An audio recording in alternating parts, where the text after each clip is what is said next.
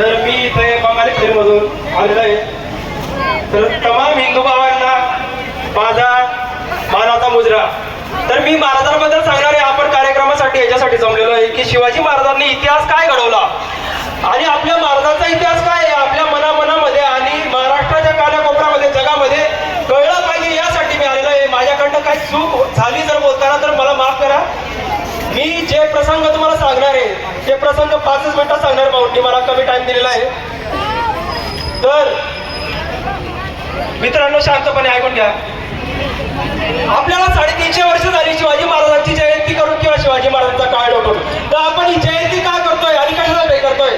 तर आज दूरवर एखादी किलकारी ऐकू येते छत्रपती शिवाजी महाराज की. अरे आमच्या अटातून कधी जय बाहेर पडतं हे आमचं आम्हाला कळत नाही. तर आमच्या दमड्यात सळसळणाऱ्या रक्ताच्या थेंबामध्ये राजा शिवछत्रपती आजही जिवंत आहे. तालुक्यातल्या मातीमध्ये जन्माला येणाऱ्या प्रत्येक पोळ्याच्या फळावर राजा शिवछत्रपती ही नाव कोरत केला जन्माला घालते की काय असं वाटावं इतकी जादू या राजाची आहे.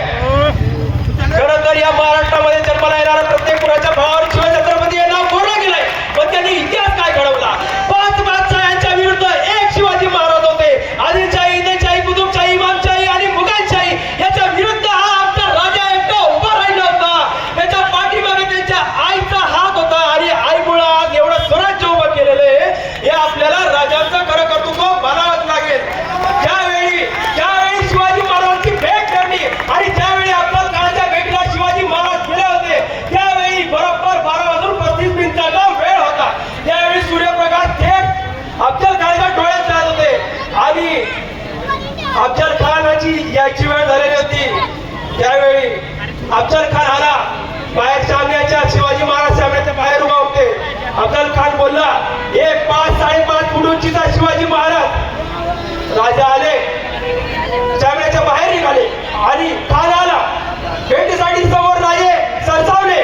खानाचे भाऊ राजाच्या छातीवर पाठीवर पडले आणि खानाची मिठी आवळत गेली आणि राजाचे भाऊ पडले आणि राजा आपला शिवछत्रपती खानाच्या कुशीमध्ये सामावला आणि राजाने वाघनखे काढली कुपासली पोटात दगड काढून कान कोरडला आणि मग बाहेर पडला. त्याच वेळी संभाजी कालजी धावला. सय्यद बंडा पुढे झाला.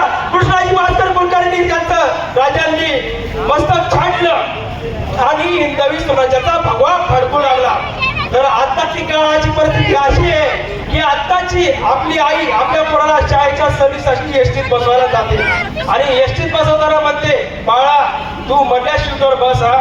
तर पोरगा म्हणतं का नाही पुन्हा कुणी ठोकलं तरी तू सुरक्षित आणि मागणं कुणी धडकलं तरी तू सुरक्षित. बाळा तू वाचला पाहिजे. अरे जिथं पोरं जगण्यासाठी उभा केली जातात तिथं पोरं खूप लवकर मरतात आणि जिथं मरण्यासाठी तयार केली जातात तिथं पोरं मेली तरी पुरून उरतात. हा महाराष्ट्राचा इतिहास आहे. हा इतिहास आहे इथं. त्याच वेळी बाजी प्रभूंना राजाने सांगितलं बाजी खिंड लढवा. विशाल गडावरच्या आमच्या तोफांचे आवाज तुमच्या कानावर पडेपर्यंत राहते. बाजी खिंड लढवा आणि आमचा बाजी खिंड लढवत राहिला. उभ्या शहराची ढाल केली बाजीनं. वर्षाव खंडा मरणाचा शीर तुटला पण बाजीची संशय मात्र लढत राहिली आणि अखेर घुमडाला सह्याद्रीच्या बिलारी तोफांचा राजे पोहोचले आणि आमचा बाजी यमाच्या दरबारात पोहोचला. आमचा मुरार बाजी पुरंदरावर निरखानाशी छाती जोडता घेत होता. वाऱ्यावर मिळणारी त्याची नजर आणि विजयासारखी चमकणारी त्याची तलवार बक्का सरे एवढा सरा कापून काढत होती. निरखानाला तेच बघितलं अरे रुको हे मुरार रोक. आणि ती ताकद इतना चिकरबाज क्यों मर रहा है यहाँ. किला तो हमने ले ही लिया है मुरार तो अपनी जान क्यों गंवा रहा है. हमारे पास जागीर देंगे बादशाह आणि कडाला मुरार अरे माझ्या राजानं माझ्या थाण्यानं मला काय कमी केलंय म्हणून येऊ तुझ्याकडं. अखेर मुरार पडला. मुरार सारखा खानदार केला. राजाचा पुरंदर वाचला. आमचा प्रतापराव नेसरीच्या खिंडीत बेलव खानाची झुंजला. बेलव खानावर त्याला शिकस्त दिली. बेलव चुकला वाकला नमला. राजाला सांगू नका प्रतापराव.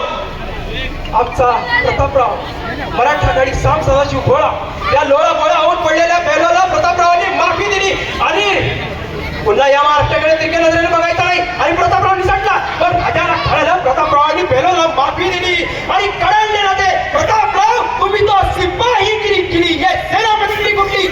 बेलव तर तापाची विरुद्ध करणारा या उपरच्या फैलाचं मस्तक छाटल्याशिवाय आम्हाला तोंड दाखवू नका प्रतापराव. आणि राजाच्या शब्दात घायल झालेला प्रतापराव सुटला. स्वराज्याचा सरसेनापती राजधानीतनं बाहेर पडला. अवघ्या 6 महिन्यावर शिवाजी राजांचा राज्याभिषेक आहे आणि सेनापती राजधानीत नाही. सेनापती चौथीचा उभरल्यासारखा राजाने सांगितलंय तोंड दाखवून मस्तक छाटल्याशिवाय. प्रतापराव आगीत वर पडतोय. पहिल्यान पहिल्यान पहिल्यान प्रतापरावांचा तळ पडलाय सामनगडाच्या पायथ्याला. थंडीच्या दिवसात दिवाळी सरून थंडीचा काळ सुरू झालेला. प्रतापराव सामनगडाच्या पायथ्याला शेकोटी समोर त्यांच्या सोबत्या सट शेकत बसले. प्रतापरावांची नजर त्या ज्वाळांवर आहे. जस तशी ज्वाळा उसळते तस तशी प्रतापरावांच्या मस्तकातली आग पुन्हा पुन्हा प्रतापरावांच्या समोर मस्तक चढल्याशिवाय.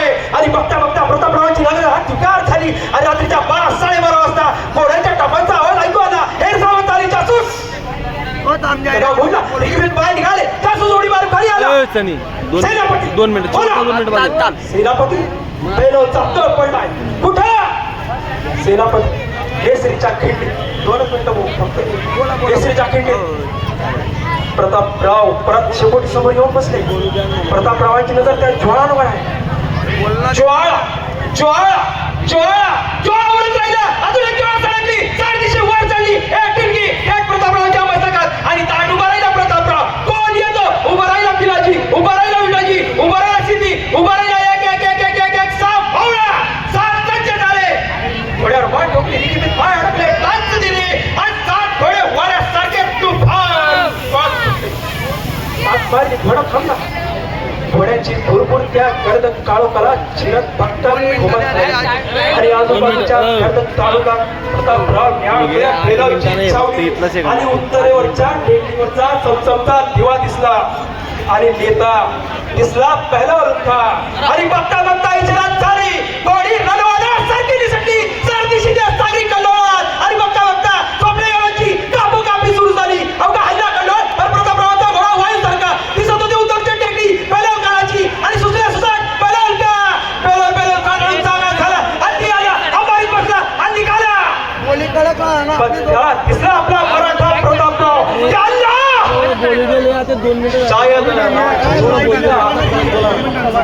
प्रतापराव सुटला पण तोपर्यंत जेवणाच्या वरानं गडची पडला होता. आपला पिलाजी यात्रे संपला. विडोजी संपला. सिद्धी मारला गेला. पण प्रतापराव वरासारखे दुखत राहिले. अरे प्रतापराव त्याच वेळी बोलण्यात गुंतवलेल्या प्रतापरावाकडे पहिल्यांदा नजर टिकावली. त्याच वेळी डाव्या हातात किती इशारा दमन मारायला झाली आणि इशारा तीर बाण चावला गेला आणि 7 दिशेत तीर सुटला. त्या प्रतापरावाच्या काळात तलवार निघाली. रक्ताचा उघड. दुसरा तीर तिसरा तीर. प्रतापराव घोड्यावर नदी सटले आणि घोड्याच्या टेपीला मुंडे येऊन बसला. तसे येऊन प्रतापरावांच्या अंगाला बसले. वराची मौछार झाली. रक्ताच्या झिरकांनी उडला.